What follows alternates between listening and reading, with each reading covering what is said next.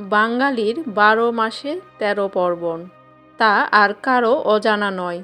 আর গোটা এপ্রিল মাস জুড়ে রয়েছে একাধিক পুজো পার্বণ। সামনেই আসছে নীল পূজা বা নীল ষষ্ঠী। প্রায় প্রতি বাড়ির মহিলারাই এদিন মূলত সন্তানের মঙ্গল কামনায় ব্রত পালন করেন। বাংলার হিন্দু সমাজের এক লৌকিক উৎসব নীল ষষ্ঠী। তবে এই পুজোর সঙ্গে জড়িয়ে আছে নানা পৌরাণিক কাহিনী। আসুন জানা যাক নীল ষষ্ঠীর সঙ্গে জড়িত নানা লোককথা। দেবাদিদেব শিবের অপর নাম নীলকণ্ঠ বা নীল। অনেকে মনে করেন শিবের সঙ্গে নীলচণ্ডিকা বা নীলাবতী পরমেশ্বরীর বিয়ে উপলক্ষে লৌকিক আচার অনুষ্ঠান সংগঠিত হয় এদিন। শোনা যায় দক্ষ যজ্ঞে দেহত্যাগের পর সতী পুনরায় নীলধ্বজ রাজার বিল্ববনে আবির্ভূত হন। এরপর রাজা তাকে নিজের মেয়ের মতো করে বড় করেন। তারপর শিবের সঙ্গে ফের বিয়ে দেন। বাসর ঘরে মক্ষী পা-রূপ ধরে মৃত্যুবরণ করেন তিনি। তা দেখে শোকে রাজা রানী প্রাণ বিসর্জন দেন। তাই অনেকেই মনে করেন শিব ও নীলাবতীর বিবাহের স্মারক হল নীল পূজা।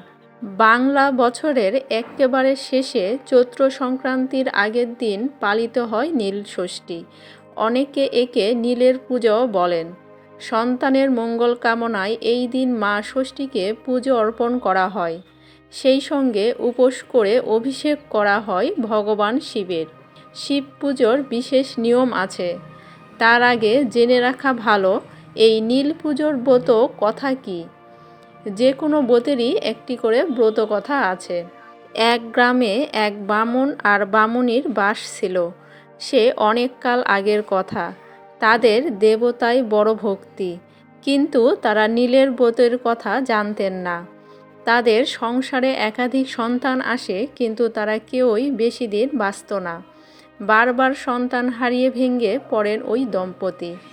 সংসারের সব সুখ তাদের কাছে অমূলক মনে হতো।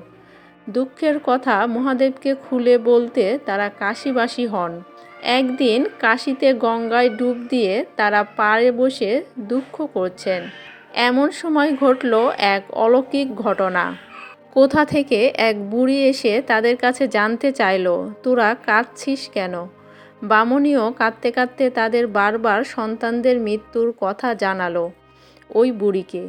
ওই বৃদ্ধা ছিল ছদ্মবেশে মা ষষ্ঠী। তিনি তখন জিজ্ঞাসা করলেন, তারা নীল ষষ্ঠী ব্রত করেন কি না? তারা তো অবাক। বামুনি জিজ্ঞেস করল, সে আবার কি?